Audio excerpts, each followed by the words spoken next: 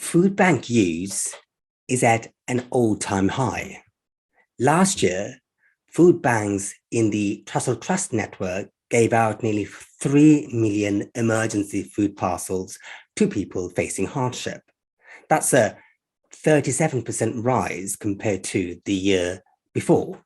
So, are we witnessing a dependency away from the welfare state and moving towards third sectors such as Trussell Trust filling the gap? Are we therefore seeing the role of the state shrinking as time goes on? Welcome to Debt Talk podcast with me, your host, Ripon Ray. I'm going to talk to you about welfare state, deficit budget, and debt in this month's episode with my panelists. To navigate such a delicate and sensitive topic, I have Helen Barnard, Policy Director of Trussell Trust, a charity which supports food banks and campaigns to end the need for food banks across the UK. Rachel Gregory, Christian Against Poverty's Senior External Affairs Manager. Christian Against Poverty published a report taking on UK poverty last month. Shall be talking about unsustainable budgets for many of their clients who are in debt. And finally, I will hear from Amy Taylor, a debt advisor and chair of the Greater Manchester Money Advice Group. Through interaction with clients, she can tell us what it means by unsustainable clients with budget problems on an advisor level. My panelists are also to provide top tips to my listeners near the end of the podcast. For those listening to Debt Talk and want to share your specific experience or want to hear a specific subject, get in touch with me, ripon.ray@yourdrdebt.com, otherwise Twitter, yourdrdebt. So let me first get Helen Barnard into the conversation, since her organization, Trussell Trust, provides food when communities are struggling because the current welfare state is not meeting the needs the state initially designed to do. Helen, before we got to the current situation, let us go back to history to understand the real cause of the creation of a welfare state in the first place.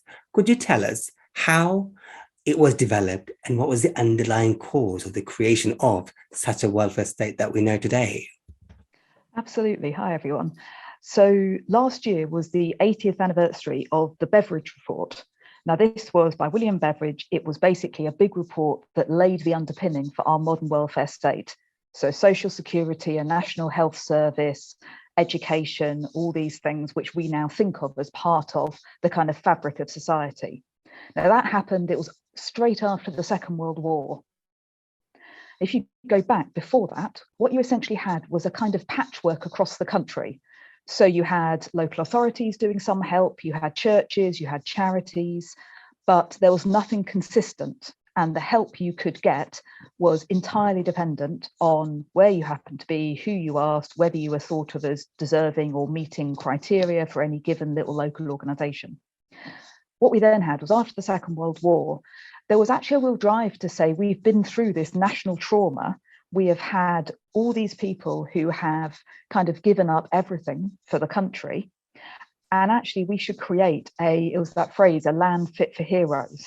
So the idea that all these soldiers are coming back from the war, all of their families have kind of kept the home fires burning, and we should do better than we did before. We shouldn't let people go back to the kind of destitution which a lot of people would end up in. So we saw the creation of the welfare state. So the idea that all of us, when times get tough, we can, as of right, draw on support which we as a nation have set up and paid into. And it doesn't depend on luck, and it doesn't depend on where you are, and you aren't having to go to strangers and kind of ask for their kindness just to kind of get back on your feet. So that's where we used to be. That's what the welfare state was intended to do. But I think you're right. What we're seeing now is that the social security bit of that welfare state is no longer providing that reliable safety net, which is what we should all be able to turn to. So at what point did we see a shift away from, I suppose, dependency to the way things are right now? So I think if you look back over, particularly, it's kind of the last 10 years-ish, we've seen a really quite a steep rise in the number of people find themselves having to turn to food banks for support. And you can see the same in other support services. So you can see debt advice and citizens advice and so on.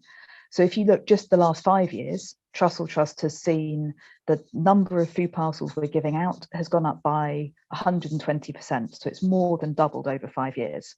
So I think one thing that's important to say is what we're seeing now, it's not a pandemic effect. It's not a cost of living effect. Those things have, in a sense, exacerbated and exposed an underlying crisis, which is, it's driven by a lot of things. We have insecure work, we have expensive housing, but the biggest single driver is a failure in the social security system, a failure to give reliable, adequate support to people. But when, let's say, individuals or households coming in and knocking on the doorsteps of Trussell Trust and their networks, when you ask them questions around what is the cause of you being in a financial hardship, what sort of responses are you getting? When you look at, who is it that ends up having to turn to food banks? I mean, the first thing to say is that people overwhelmingly put it off as long as they can. It is such a last resort. So what you tend to find when people come to a food bank, they are generally in debt. They generally have lots of different kinds of debt. They have very often borrowed from family and friends. They've kind of exhausted all those other resources, and they've just been left with nowhere to turn. And there are particular groups of people who are disproportionately ending up in that situation.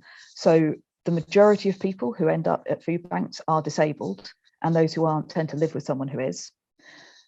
Most people are getting a means-tested benefit of some kind, particularly universal credit.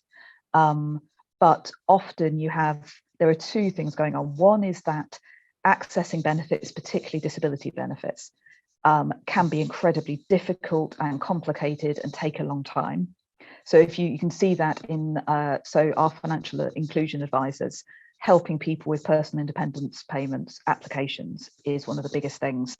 That's also the biggest benefits advice topic for citizens advice for the joint helpline we run. So there's difficulty accessing benefits. There's difficulty managing debt, and it's particularly actually debt to the state. So it's debt to DWP or council tax, it's those kinds of debt. But the third thing is, even when you give people great financial advice, which most of our food banks now do, and you get them everything they're entitled to, the sheer level of benefits now has been allowed to erode so far that it is no longer enough to even cover the essentials. So we did some work with the Joseph Rowntree Foundation to say, well, how much do you need a week to cover the essentials? Just kind of food, basic household items, bills. We found for a single person living on their own, they need £120 a week to cover those costs, just the basics. Universal credit is £85 a week. So every single week, people are £35 short of what they need. So of course, people end up in debt and cold and hungry and scared, and health conditions get worse. And then on top of that, you've got issues around insecure jobs, particularly. So it's income from social security is just too low because there's no connection in the system between how much essentials cost and how much you get.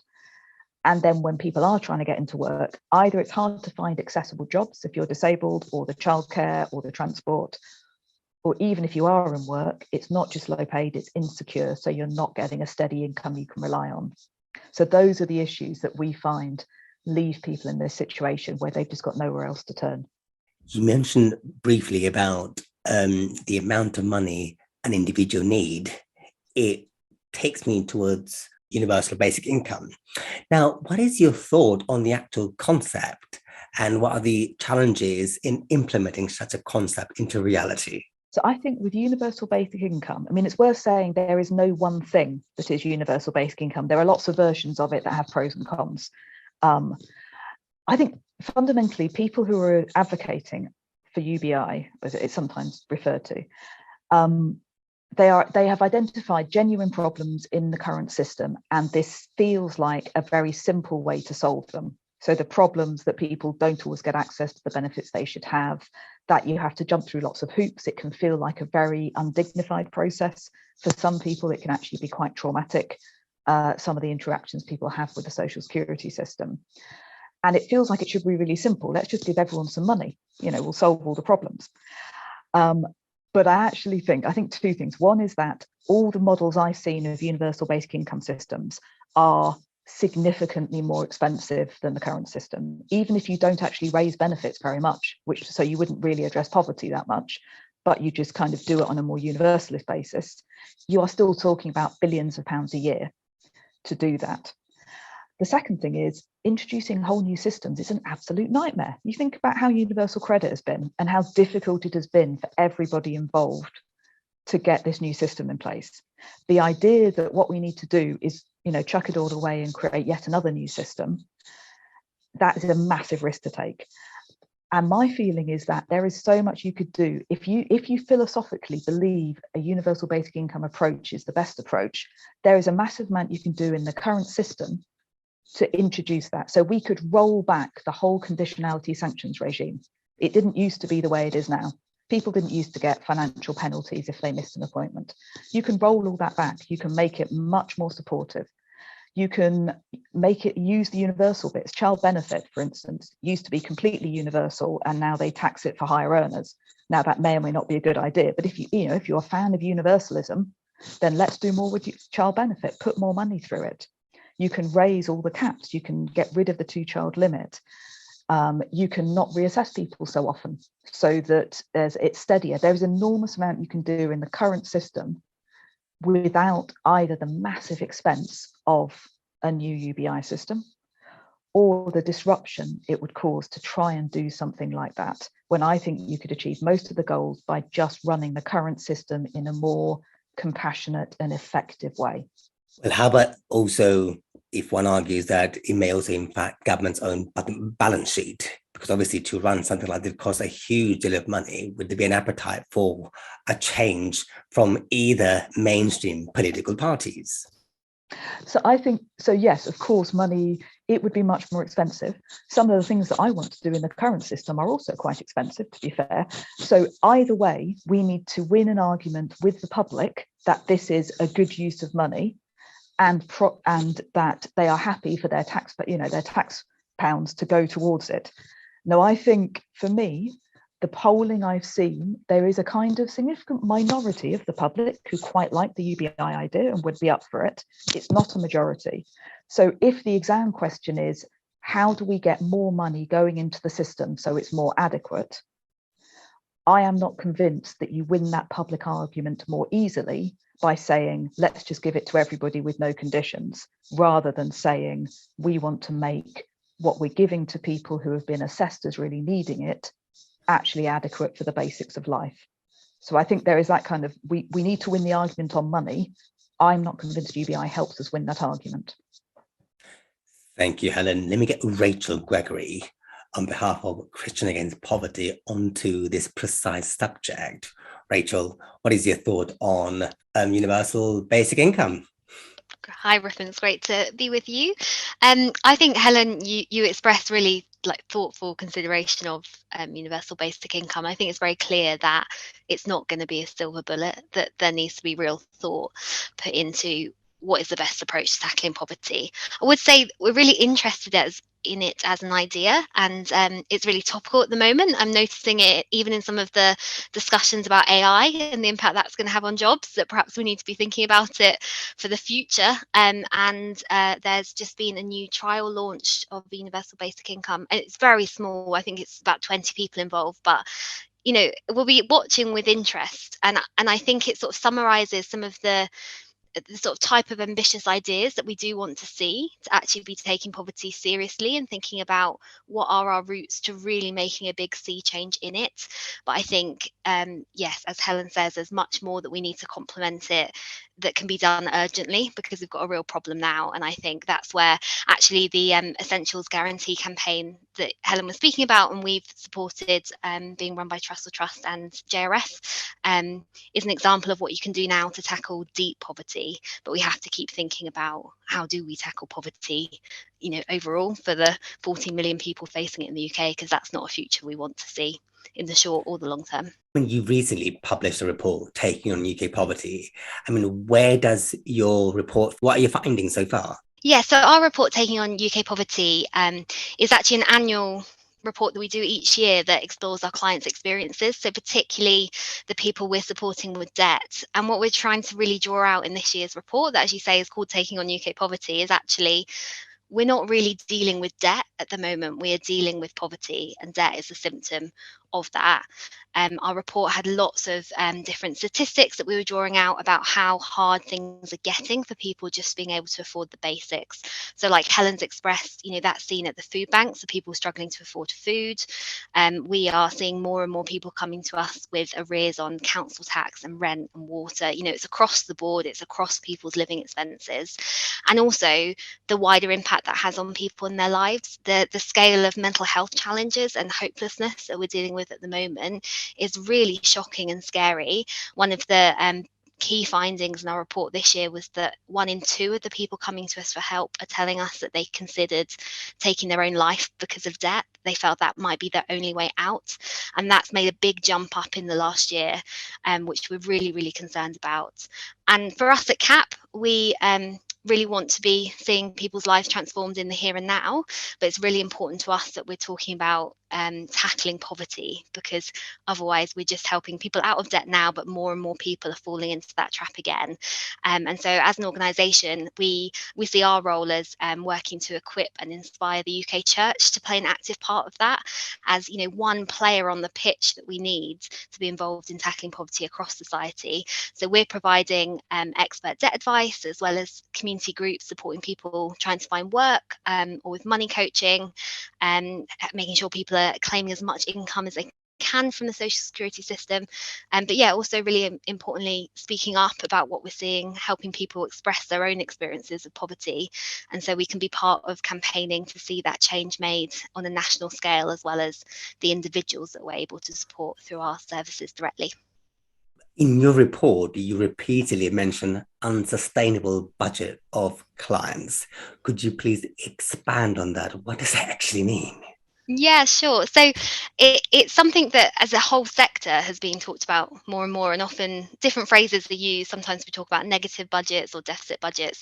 In our report, we talk about unsustainable budgets, where what we're looking at is when our debt advisors have sat down with someone, looked at their budget, what they've got coming in, what they need to spend, talks about any opportunities that they've got to reduce their expenditure, or perhaps where they need to increase it a bit because they've been really sacrificing essentials that they do actually need.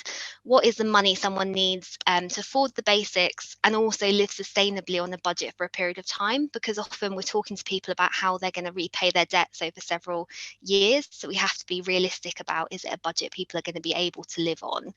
And what we're finding is increasingly our advisors are assessing that people don't have that income that's going to allow them to live sustainably on that budget.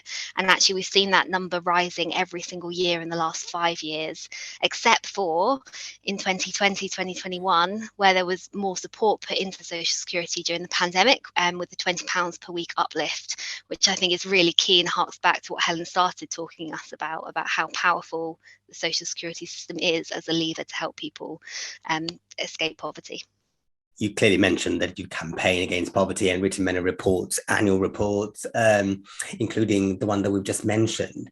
But to what extent those reports are genuinely making an impact in current times? Yeah, I mean, it's a great question. I think it's always good to challenge us on what we're doing and what makes an impact. And I think, the reports are one part of what we're doing and what many other people are doing. I think what it does do is it gives voice and it gives evidence to what people are experiencing. In the report, we also feature James, who was one of the clients that we've supported, who really, his story just illustrates what that means to someone day to day. Talks about not being able to afford food, not being able to afford the broadband, and he's trying to look for work, and so how he's not leaving the house because he is struggling with his mental health, and all he does is he goes to visit his mum because she feeds him and he can use his internet, and that's how small debt has made his world become. And do you know what, the reports do make a difference as part of one thing out of many. I've been at CAP a number of years now, and when I look back to some of the earlier ones we did, ones where we talked about number of people self-disconnecting on prepayment meters, or we wrote some stuff about universal credit and how debt was deductions are taken from people's payments. And we have seen policy change in those areas, which has been really encouraging. There's always more to do, and so we have to keep putting the reports out there. But I think it is part of that process of helping us evidence and get press attention and scrutiny often as well on what we're seeing. Actually, our report was featured on BBC News, on Radio 4, and I think like 82 different bits of coverage, which actually is just contributing to that public conversation we need to have on the state of things. Well, actually, many charities have recently faced challenging issues, i.e. in the context of making their staff redundant and funding crisis. We are seeing the reduction in the whole. What is your thought on this? Yeah, so we definitely have been impacted by, like you say, the sort of sector-wise challenges around funding for charities. Actually, going into us thinking through how we were going to manage that and what we needed to do to remain financially sustainable, protecting our frontline debt advisor roles was really important to us. It was a really key priority, and so we were actually not able to not make any compulsory redundancies from our frontline debt advisors roles, which we're really pleased to be able to help safeguard our service like that. But it does show you that the need for more funding. We're not the only debt advice organisation that's been finding funding for our service difficult. I think you've spoken on previous episodes about this issue within the sector, and I think it just does highlight the need that this issue isn't done, and we still need to be talking about it and looking for a solution, because debt advice is really needed at this time. We know that there's 9 million people over indebted in the UK and would really benefit from advice, and we need to make sure that is there for people. To explore the wider aspect of funding, where do advice sector get its funding from? So there's quite a range of different ways that advice is funded, and different types of organisations. So some, like ourselves, actually, the majority of our funding is independent. It's from individuals and our church partners that donate monthly to support what we're doing. Lots of debt advice in the UK is funded by the Money and Pension Service, mainly from a levy on financial services firms. Local authorities are a funder of debt advice, and there's also something called Fair Share, which is where creditors agree to pay back a percentage of the repayments they receive as part of debt management plans to help fund the debt advice services that have helped their customers. And so all of those different funding models allow us free debt advice to be offered. There are also some organisations that will charge a fee to clients to provide them with debt advice and solutions. So that's a different part of the sort of debt advice market, if you will. And similar to that as well, there is providers who provide particularly IVAs, where there are fees involved in that solution as well. Fees, as you know, FCA has now published its ban of debt referral fees. What is your take on this? Yeah, so I mean, for us, referral fees are by no means a substantial income stream for us. They're much more part of the IVA market. We think it's a really positive move. There's quite a lot of concern about the mis-selling of IVAs, and part of that picture is that there are these debt packager firms that source potential new clients and receive a referral fee for passing them on to an IVA providing firm. And so we think it's one part of the puzzle, and I think it's a really positive move from the FCA, something that was in their gift and power. But we are also keen to see more changes made in actually how IVA's provision is regulated, which is handled by the Insolvency Service primarily. And so we're still looking in that direction as well. Thank you, Rachel. Let me get Amy Taylor into the conversation. Amy, you are at the front line of the conversation when it comes to delivery advice. You've heard what both have to say. What is the initial thoughts on what they have said so far? That's very interesting. I was quite interested in what Helen was saying about the welfare state, and the history of it, which is quite interesting in itself. And I think William Beveridge would be spinning in his grave at the moment, because the safety net just isn't there, So So I agree with that. I agree with the point that Helen made about PIP applications being incredibly difficult for people who are already struggling, so they're probably the least likely to be able to do a PIP application without some kind of help, and it's made more difficult for them. So that, and 13 years of austerity hasn't helped the situation. I also agree with what Rachel was saying about the funding of debt advice, and that's shrunk over the same period probably.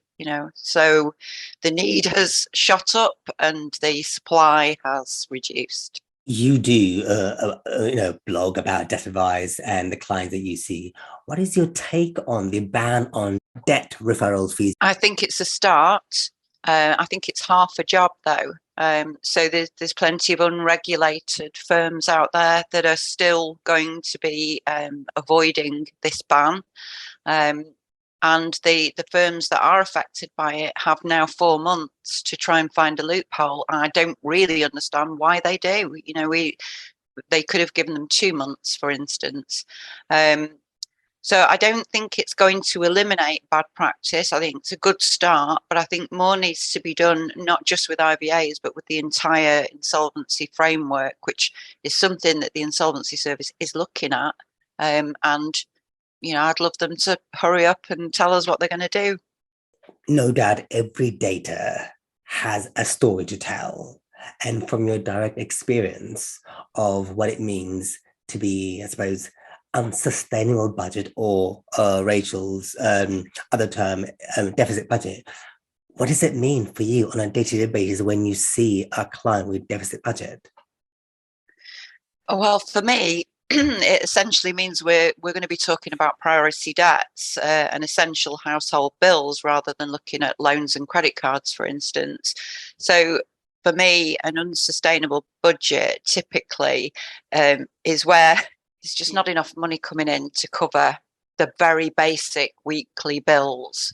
So something has to give, whether it be rent or council tax or gas and electric or food. Whatever the money is that's coming in isn't meeting all of those needs. So somewhere there's going to be a debt created and building up, and there's never an opportunity to get in front of it. So it changes the debt advice conversation. It's not really talking about debts. We're talking about how do you manage every week to get the things you need to pay the bills you need to survive. So it's put debts down the priority list, but obviously it's creating priority debts as well. So it's a huge problem. You are also dealing with traumatic situations. Rachel mentioned about clients who are thinking suicidal thoughts. When you get to that situation, what is the dynamics between the advisor and the client?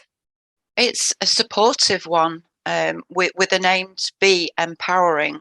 So we're there as an advisor to share whatever expert knowledge and experience we have to help our clients find a way to get back in control. So you do this by not judging them, but by empathizing and trying to understand what they want to achieve. And then you help them to do that, in any way that you can.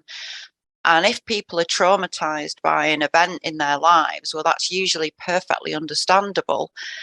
Sometimes the job is just to listen, because that way we can build a picture of where the client is or has been, and where they want to get to, and what we can possibly do to help them. So it is common, like Rachel said, that debt becomes so overpowering and worrying that, people start to think they can't see a way out of it. And I just say there usually is a way, and it starts with that conversation, and there's usually something we can find. Even if it doesn't solve the whole thing, it will improve the situation.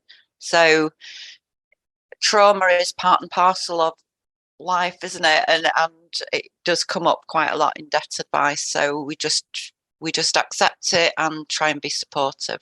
You have been in the debt advice sector for many years, and I don't want to name the number of years you've been in the sector, but what changes have you noticed within the sector, both for clients and both for advisors?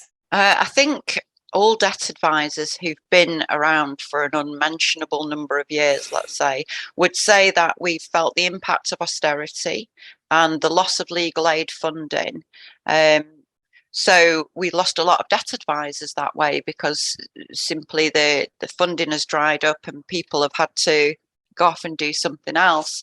So it's got more difficult, certainly with the change from legal aid funding to the money and pension service model has meant it's become much more bureaucratic. I don't know if enjoyable is the right word for debt advice, really, but it's become constricted by too much quality checking and form filling and box ticking, that kind of thing. So it's not in a great place at the moment, I would say. There's a lot of funding issues right across the board. One thing that really does bother me about debt advice is that it's not available everywhere, actually. If I could change one thing, it would be that local authorities have to provide it, like any other statutory service. I know, funding, government hasn't got enough money and all the rest of it, but it's a postcode lottery at the moment, and people should be able,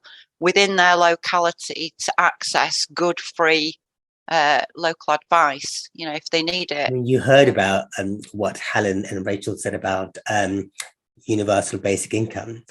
What is your take on it?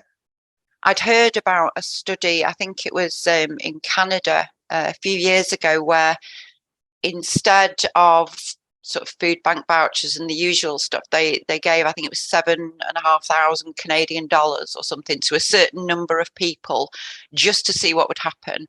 And it turned out, that, and then this is not the only place, I think it's been done in many different countries.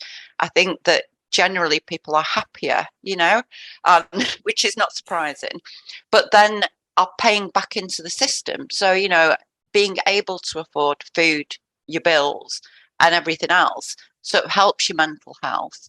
You're then able to perhaps spend money back in the economy, maybe you're not needing to use the NHS as much, or because, your mental health has improved by it. So I wonder if it could pay itself back given enough time, but I think what I would say is that I'll just watch these two pilot areas, with close interest, really, to see what happens.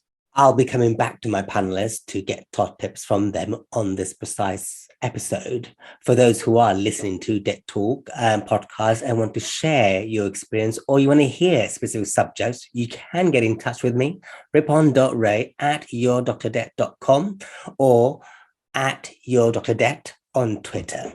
So speaking of top tips, let me get back to my panelists and ask them for the tips.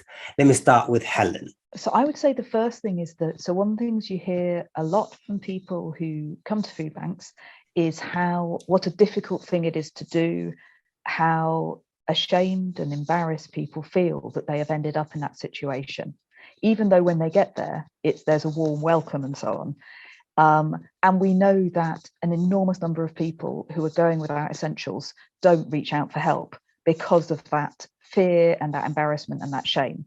So I think the main thing I would say is that if you're somebody who is really struggling, there are millions of people exactly like you, and there is help out there.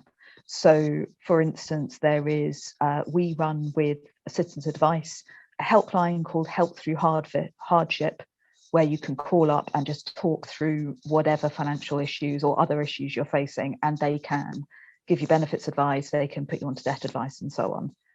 But I think the main thing I would say is there are both national and local charities, community groups who are there. Many of the people there have themselves been through incredible hardship. They know exactly what it's like. So mainly ask for help as early as you feel able to, because the earlier you get the help, the less things mount up. And Rachel.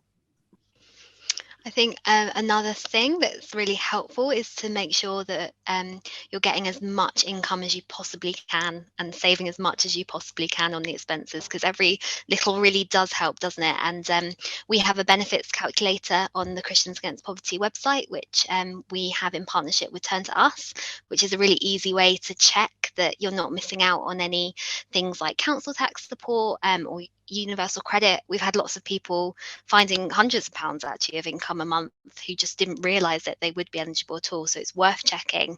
And I think in particular, two things that often people don't realise are available are social tariffs for water and also for broadband for low income households. There are different eligibility criteria for the different companies, but it's worth checking with your company or potentially other providers for broadband to see what you might be able to get at a much lower rate than you're currently paying. And finally, Amy Taylor, our debt advisor of the month. Am I? Now you are. Okay. My main tip is do not get debt advice off social media, whether it's TikTok, Instagram, Facebook, or whatever else. There are some exceptions to this. Debt Camel on Instagram is one. She gives really good information out. But in general, go to your local citizens advice, go to your local council, Christians Against Poverty, whatever it is. Don't get debt advice off social media. Well, I want to thank my panelists for giving their precious time to speak on Debt Talk podcast. In my next episode, I'll cover another pressing topic, which is already haunting us all: artificial intelligence and the debt sector. You've been listening to Debt Talk podcast with me as your host, Ripon Ray.